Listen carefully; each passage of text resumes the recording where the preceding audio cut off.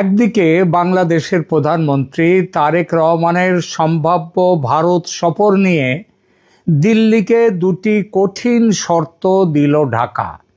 বলা হলো শর্ত পূরণ করে সফরের উপযুক্ত পরিবেশ তৈরি করতে হবে ভারতকেই।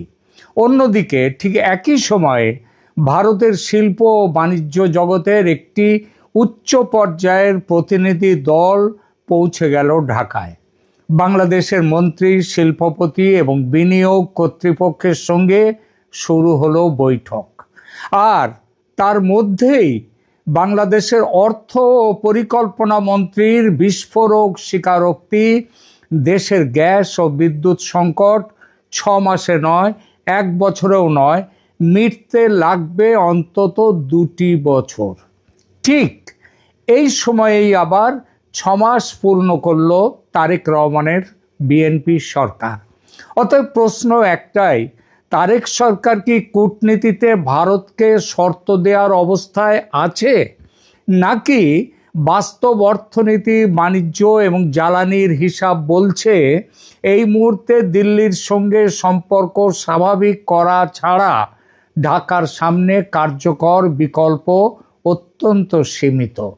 আর 6 মাসে তারেক সরকারের রিপোর্ট কার্ড বা কি বলছে?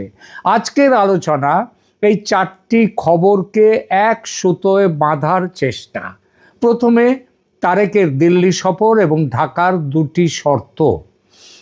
বাংলাদেশের প্রধানমন্ত্রী তারেক রহমানকে ভারত সফরের আমন্ত্রণ জানিয়েছেন প্রধানমন্ত্রী নরেন্দ্র মোদী। গত কয়েক সপ্তাহ ধরেই 2 দেশের মধ্যে সফরটি নিয়ে আলোচনা চলছে, কিন্তু 16ই আগস্ট বাংলাদেশের পররাষ্ট্র মন্ত্রণালয় জানিয়ে দিল এই সফরের জন্য আগে একটি অনুকূল বা উপযুক্ত পরিবেশ তৈরি করতে হবে। শুধু সাধারণ কূটনৈতিক পরিবেশ নয়, ঢাকা 2টি নির্দিষ্ট বিষয়ের কথা তুলেছে। প্রথমত, বাংলাদেশের প্রাক্তন প্রধানমন্ত্রী শেখ হাসিনাকে বাংলাদেশে ফেরত পাঠানোর দাবিতে ভারতকে দ্রুত সাড়া দিতে হবে। দ্বিতীয়ত, শরীফ ওসমান হাদি হত্যাকাণ্ডে অভিযুক্ত যেসব ব্যক্তি ভারতে রয়েছেন বলে বাংলাদেশের দাবি, তাদেরও বাংলাদেশের হাতে তুলে দিতে হবে। অর্থাৎ শেখ হাসিনার প্রত্যর্পণের সঙ্গে আরও কয়েকজন অভিযুক্তকে ফেরত দেওয়ার প্রশ্ন জুড়ে দিয়ে ঢাকা তারেক রহমানের দিল্লি সফরকে শর্ত সাপেক্ষ করে তুলেছেন। এখানে একটি গুরুত্বপূর্ণ আইনি ও কূটনৈতিক পার্থক্য বুঝতে হবে। বাংলাদেশ বিষয়টিকে দেখছে রাজনৈতিক এবং প্রত্যর্পণের দাবি হিসেবে, আর ভারতের বক্তব্য শেখ হাসিনাকে নিয়ে বাংলাদেশের অনুরোধ পাওয়া গেছে এবং সেটা ভারতীয় আইন ও প্রযোজ্য বিচার বিভাগীয় প্রক্রিয়ার ভিত্তিতে বিবেচনা করা হবে। অর্থাৎ বাংলাদেশ দ্রুত রাজনৈতিক সিদ্ধান্ত চাইছে, কিন্তু ভারত বিষয়টিকে আইনি পরীক্ষার মধ্যে রাখছে। দেখুন, কাউকে অভিযুক্ত ঘোষণা করলেই অন্য একটি দেশ তাকে সঙ্গে সঙ্গে তুলে দিতে বাধ্য নয়। অভিযোগের প্রকৃতি, বিচার প্রক্রিয়ার নিরপেক্ষতা, রাজনৈতিক প্রতিহিংসার আশঙ্কা, সম্ভাব্য শাস্তি এবং প্রত্যর্পণ চুক্তির ব্যতিক্রম সবকিছু পরীক্ষা করা হয়। শেখ হাসিনার ক্ষেত্রে বিষয়টি আরও জটিল, কারণ তিনি শুধু একজন অভিযুক্ত ব্যক্তি নন, তিনি বাংলাদেশের দীর্ঘদিনের প্রধানমন্ত্রী, একটি বড় রাজনৈতিক দলের নেত্রী এবং বাংলাদেশের বর্তমান রাজনৈতিক সংঘাতের কেন্দ্রবিন্দুও তিনি। এর সঙ্গে যুক্ত হয়েছে শেখ হাসিনার ডিসেম্বরের মধ্যে দেশে ফেরার ঘোষণা। তিনি আওয়ামী লীগের ওপর থেকে নিষেধাজ্ঞা প্রত্যাহারের দাবিও জানিয়েছেন। ঢাকা মনে করছে ভারতের মাটিতে বসে শেখ হাসিনার এই রাজনৈতিক তৎপরতা বাংলাদেশের অভ্যন্তরীণ বিষয়ে হস্তক্ষেপের সমতুল্য। ভারত আবার বলছে কোনো ব্যক্তির বক্তব্য প্রকাশের সুযোগ পাওয়া আর ভারত সরকার সেই বক্তব্য সমর্থন করে, এমন দুটো জিনিস এক কথা নয়। সুতরাং তারেকের সফরের আগে বাংলাদেশ যে অনুকূল পরিবেশ চাইছে, সেই পরিবেশ তৈরির সংজ্ঞা দিল্লি ও ঢাকার কাছে এক নয়। ঢাকার কাছে অনুকূল পরিবেশ মানে শেখ হাসিনার বিষয়ে দৃশ্যমান ভারতীয় পদক্ষেপ। আর দিল্লির কাছে অনুকূল পরিবেশের অর্থ ভারত বিরোধী রাজনৈতিক প্রচার কমাতে হবে, সীমান্ত নিরাপত্তার উদ্বেগের সমাধান করতে হবে এবং সম্পর্ককে কেবল শেখ হাসিনার প্রশ্নে, ওই এক দফা প্রশ্নে বন্দি করে রাখা চলবে না। এখানেই প্রথম অচল অবস্থা। রয়টার্স এবং বিডি নিউজ 24-এর প্রতিবেদন অনুযায়ী সফর নিয়ে আলোচনা বন্ধ হয়নি, অর্থাৎ দরজা খোলা আছে, কিন্তু দরজার সামনে রাজনৈতিক শর্তের একটি ব্যারিকেড বসানো হয়েছে, তাই না? এবার আসি পরবর্তী পর্যায়ে, যে মুখে শর্ত বাস্তবে বাণিজ্য। একই দিনে ঢাকায় ভারতীয় শিল্পপতিরা। এই কূটনৈতিক উত্তেজনার মধ্যে 17 ও 18 আগস্ট বাংলাদেশ সফরে গেল কনফেডারেশন অফ ইন্ডিয়ান ইন্ডাস্ট্রি বা CII এর 18 সদস্যের একটি প্রতিনিধি দল। তাদের বৈঠকের তালিকায় রয়েছেন বাংলাদেশের মন্ত্রী, federation of Bangladesh chambers of commerce and industry বা FBCCI এবং বাংলাদেশ ইনভেস্টমেন্ট ডেভেলপমেন্ট অথরিটি বা বিডার প্রতিনিধিরা। আলোচনার বিষয়টা কি? বাণিজ্য, বিনিয়োগ, শিল্প এবং ভারত ও বাংলাদেশ এই দুই দেশের অর্থনৈতিক সহযোগিতা। ঘটনাটিকে আপনাদের কাছে তাৎপর্যপূর্ণ মনে হচ্ছে না? মনে হবে, কারণ এটি দেখিয়ে দিচ্ছে ভারত বাংলাদেশ সম্পর্ক একটা মাত্র সুইচ দিয়ে চলে না। রাজনৈতিক সম্পর্ক খারাপ হলেই বাণিজ্য, বিদ্যুৎ, পরিবহন, সীমান্ত বাণিজ্য, কাঁচামাল, বিনিয়োগ সব একসঙ্গে বন্ধ হয়ে যায় না। ঢাকার রাজনৈতিক বক্তব্য যতই কঠোর হোক, বাংলাদেশের ব্যবসায়ী সমাজ জানে ভারত শুধু একটি প্রতিবেশী দেশ নয়, ভারত বাংলাদেশের নিকটতম বৃহৎ বাজার, গুরুত্বপূর্ণ আমদানি উৎস, বিদ্যুৎ ও জ্বালানি সরবরাহকারী এবং দক্ষিণ এশিয়ার প্রধান পরিবহন সংযোগ। বাংলাদেশের পোশাক শিল্পের কাঁচামাল, রাসায়নিক দ্রব্য, যন্ত্রাংশ, খাদ্যপণ্য এবং দৈনন্দিন প্রয়োজনীয় সামগ্রীর বড় অংশ ভারত থেকে দ্রুত ও তুলনামূলক অনেক কম পরিবহন খরচে বাংলাদেশে আনা যায় এবং সেটাই হয়। চীন থেকে পণ্য আসতে সমুদ্রপথ লাগে, মধ্যপ্রাচ্যের জ্বালানি আনতে আন্তর্জাতিক শিপিং রুট, ডলার এবং বন্দরের ওপর নির্ভর করতে হয়, কিন্তু ভারত থেকে সড়ক, রেল, নদীপথ, পাইপলাইন এই 4 পথেই সরবরাহ সম্ভব। এটা ভারতের দান নয়, এটা বুঝতে হবে। ভারতও লাভ করে, ভারতীয় সংস্থা বাজার পায়, ভারতের উত্তর পূর্বাঞ্চল সংযোগ ও বাণিজ্যের সুবিধা পায়, আর বিদ্যুৎ এবং ডিজেল বিক্রি করেও ভারত অর্থ উপার্জন করে। তবে ভৌগোলিক বাস্তবতা বাংলাদেশের পক্ষে অস্বীকার করা সম্ভব নয়। পাকিস্তান বা চীন রাজনৈতিক সমর্থন দিতে পারে, প্রতিরক্ষা সরঞ্জাম দিতে পারে, বড় প্রকল্পে ঋণ দিতে পারে চীন, কিন্তু তারা কেউই বাংলাদেশের পশ্চিম, উত্তর ও পূর্ব সীমান্ত ঘিরে থাকা ভারতের জায়গা নিতে পারবে না। অতএব একই দিনে দুটি বাংলাদেশকে দেখা যাচ্ছে। একটি বাংলাদেশ দিল্লিকে বলছে আমাদের শর্ত মানুন, তারপর প্রধানমন্ত্রীর সফর। অন্য বাংলাদেশ ভারতীয় শিল্পপতিদের বলছে আসুন, বিনিয়োগ করুন, আমাদের সঙ্গে ব্যবসা করুন। এটা ভণ্ডামি বললে বিশ্লেষণ অসম্পূর্ণ হবে, মিথ্যে বলা হবে। বরং এটি রাষ্ট্র পরিচালনার দ্বৈত বাস্তবতা। ঘরোয়া রাজনীতি গ্যালারির দিকে ফিরে হাততালি পাওয়ার জন্যে, গ্যালারিকে সন্তুষ্ট করার জন্য নানা রকম কসরত দেখাতে হয়, যেটা খেলার অঙ্গ নয়। মানে সেটা না করলেও হয়, তবু সেটা করতে হয়। ঘরোয়া রাজনীতির জন্য কঠোর ভাষা, কিন্তু অর্থনীতির প্রয়োজনে বাস্তববাদী দরজা খুলে রাখা। CII প্রতিনিধিদের বাংলাদেশ সফর সম্পর্কে দ্য ডেইলি স্টার তার একটা প্রতিবেদনে এই কথাটাই কিন্তু বলা হয়েছে। এরপরে আসুন যে 2 বছরের জ্বালানি অন্ধকার এবং সরকারের স্বীকারোক্তি এবং ভারতের সম্ভাব্য ভূমিকা। এই অবস্থায় বাংলাদেশের অর্থ ও পরিকল্পনা মন্ত্রী আমির খসরু মাহমুদ চৌধুরীর বক্তব্য গোটা আলোচনাকে নতুন মাত্রা দিয়েছে। তিনি সরাসরি বলেছেন গ্যাস ও বিদ্যুতের সমস্যা 6 মাসে বা 1 বছরে সমাধান হবে না। ভাসমান যে এলএনজি টার্মিনাল এবং সংশ্লিষ্ট পরিকাঠামো নির্মাণে 18 মাস থেকে 2 বছর সময় লাগতে পারে কমপক্ষে। অতএব জ্বালানি সমস্যার কোনো তাৎক্ষণিক সমাধান নেই। এটি শুধু ভবিষ্যৎ পরিকল্পনার বিবৃতি নয়, এটি তারেক সরকারের একটি প্রধান নির্বাচনী প্রতিশ্রুতির সীমাবদ্ধতা সরকার স্বীকার করে নিল। ক্ষমতায় আসার পরে সরকার 180 দিনের যে অগ্রাধিকার কর্মসূচি ঘোষণা করেছিল তার অন্যতম বিষয় ছিল নিরবিচ্ছিন্ন বিদ্যুৎ ও জ্বালানি সরবরাহ। 6 মাস পরে সরকারের মন্ত্রী বলছেন আরও অন্তত 2 বছর অপেক্ষা করতে হবে। এই সংকটের কয়েকটি স্তর আছে।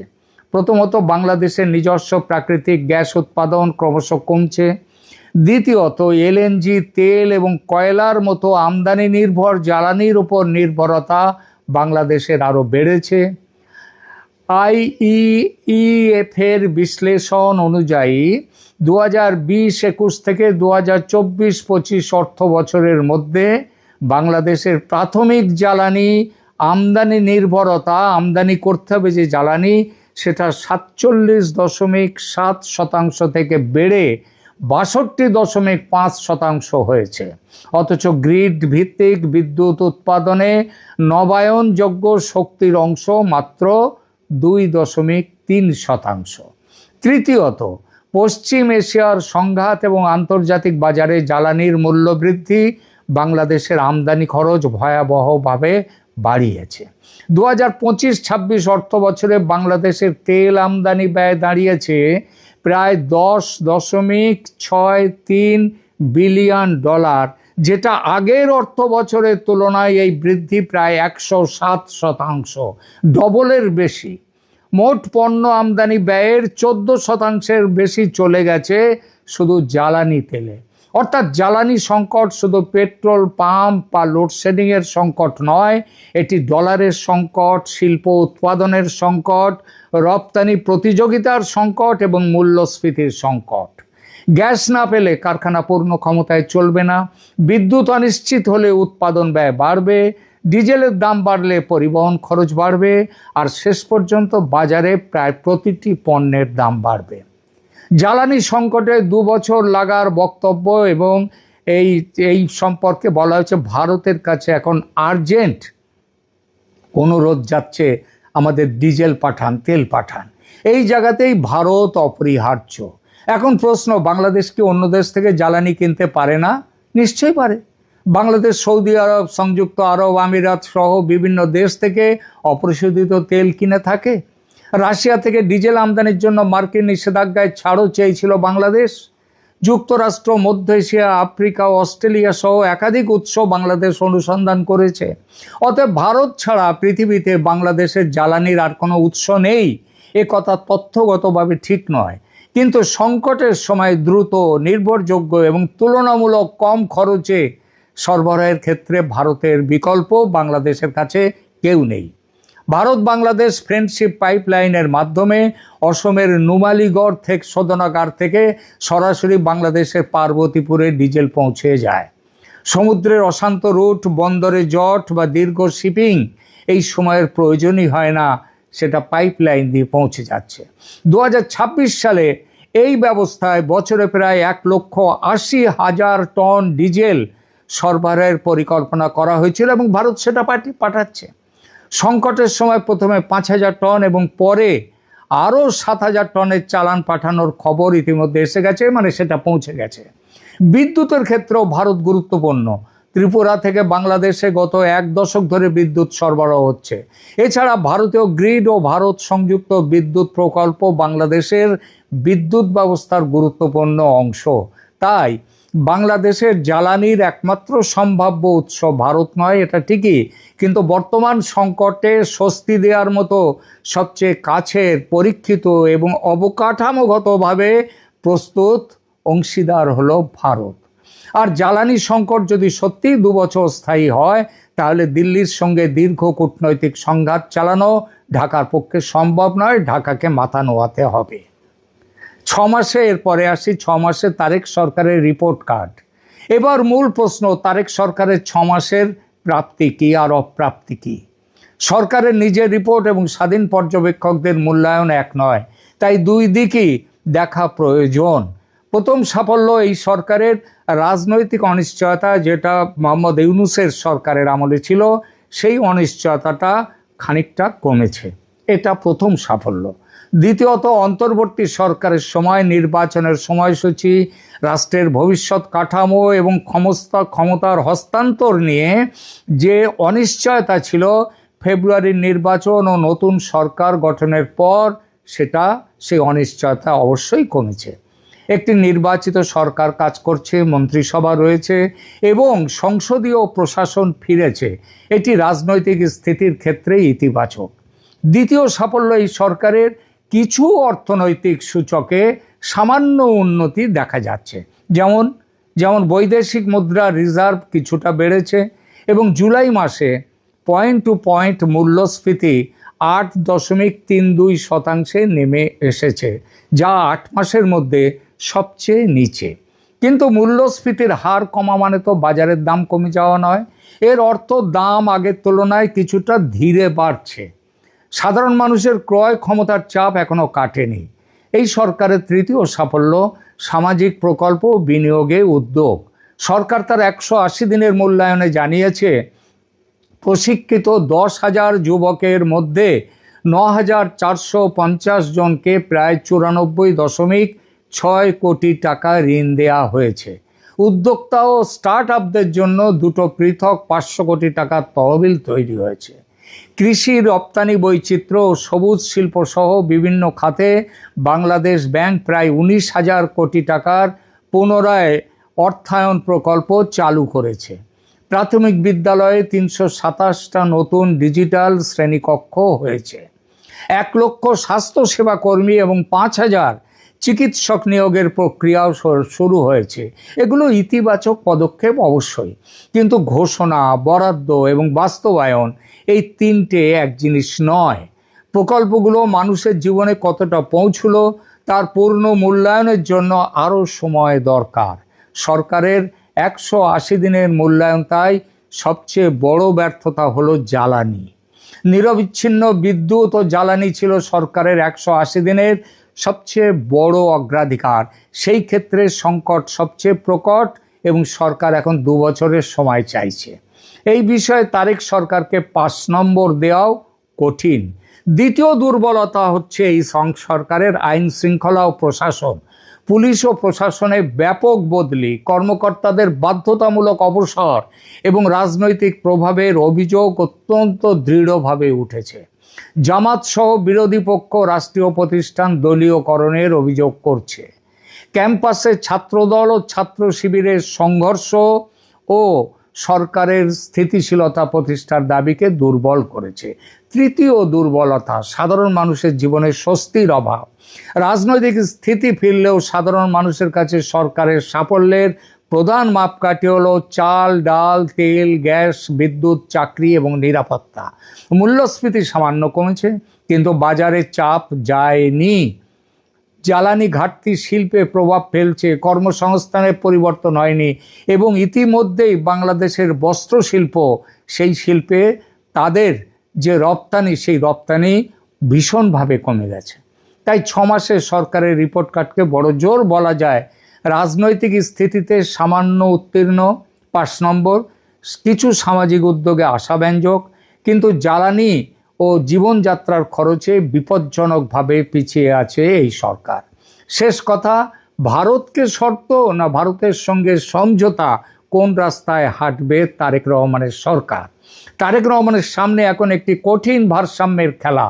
দেশের অভ্যন্তরে শেখ হাসিনার প্রত্যর্পণ নিয়ে কঠোর অবস্থান না নিলে তার বিরোধীরা বলবে সরকার ভারতের সামনে নতি স্বীকার করেছে, ফ্যাসিস্টকে আমন্ত্রণ করছে, সেই জন্য তাদেরকে বড় বড় কথা বলতে হচ্ছে মুখে।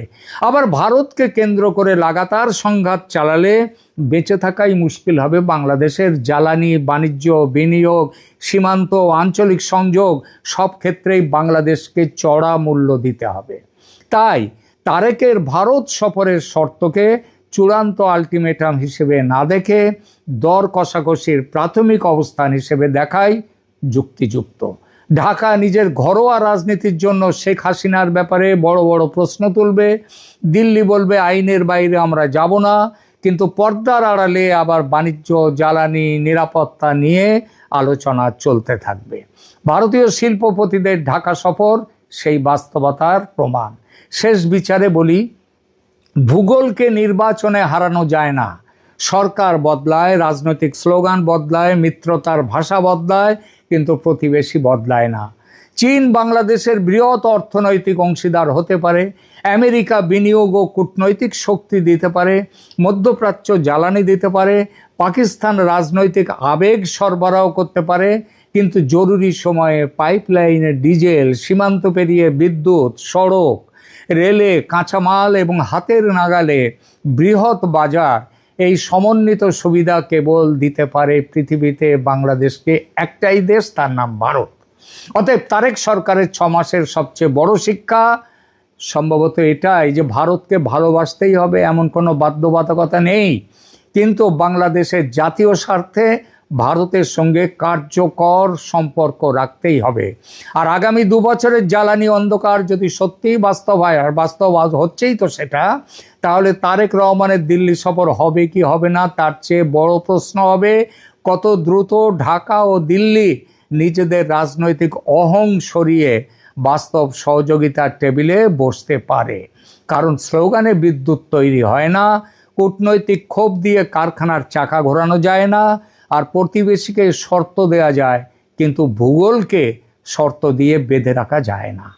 এখনকার মতো এখানেই রাখছি। কেমন লাগলো আমাদের এই প্রতিবেদন? ভালো লাগলে অবশ্যই লাইক দিন, শেয়ার করুন, কমেন্ট করুন এবং অবশ্যই সাবস্ক্রাইব করে ক্যালকাটা ডায়ালগসের পাশে থাকুন।